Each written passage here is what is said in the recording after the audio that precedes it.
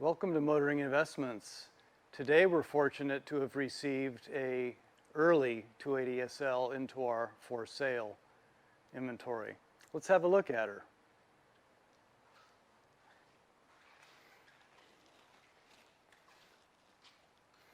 This one has the European lights, which is a nice feature, as this was how Mercedes designed the cars. The US lights were only added to make them compliant with the old laws in the US.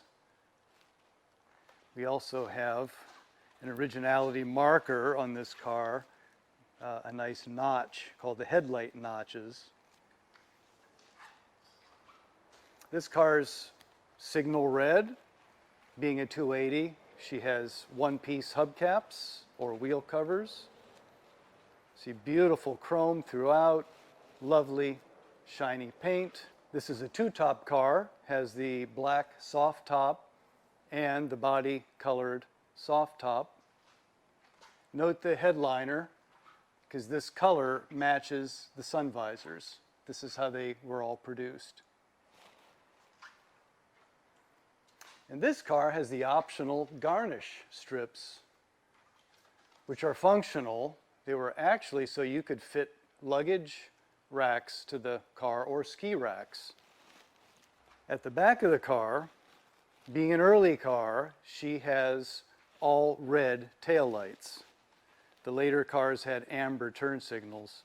Also note the locking gas cap.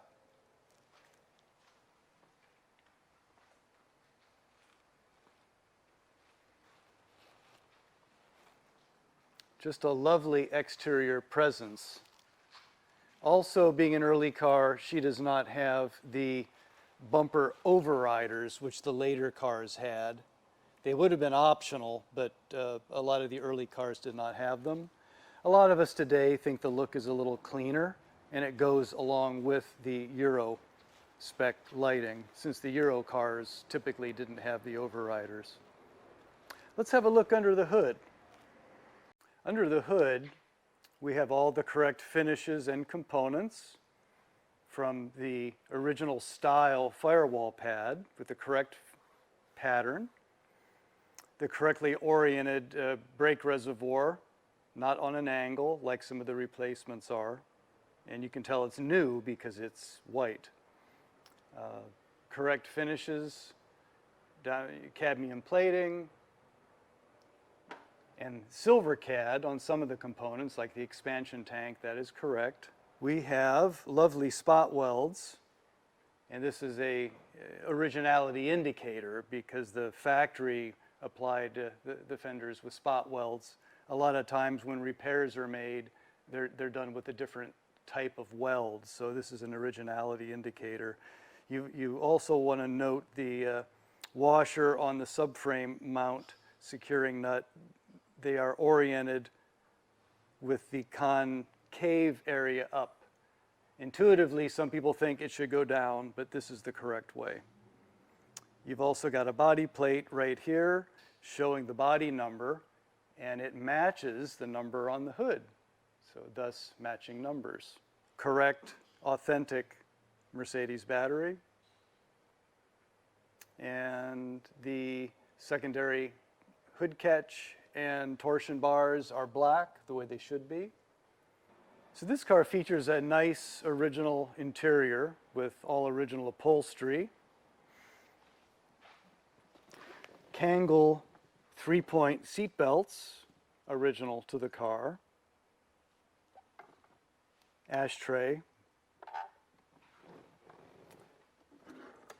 The glove box has this light which illuminates the glove box and serves as a map reading light.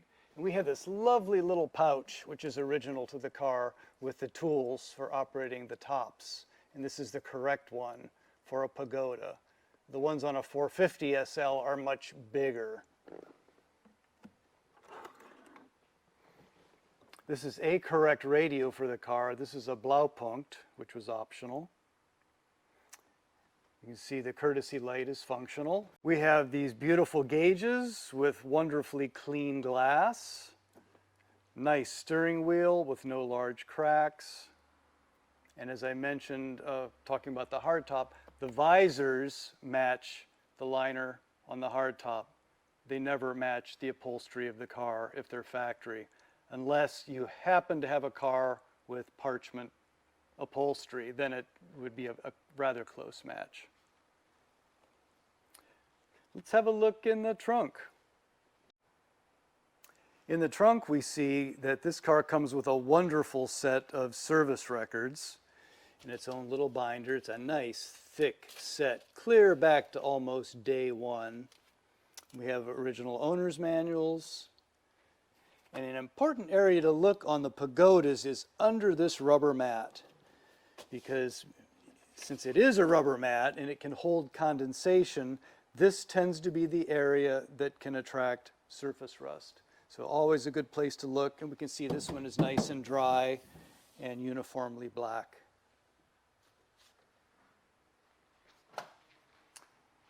Nice spare tire cover, which is a factory item.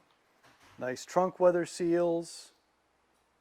And that pretty much wraps up the trunk and our presentation of this wonderful car.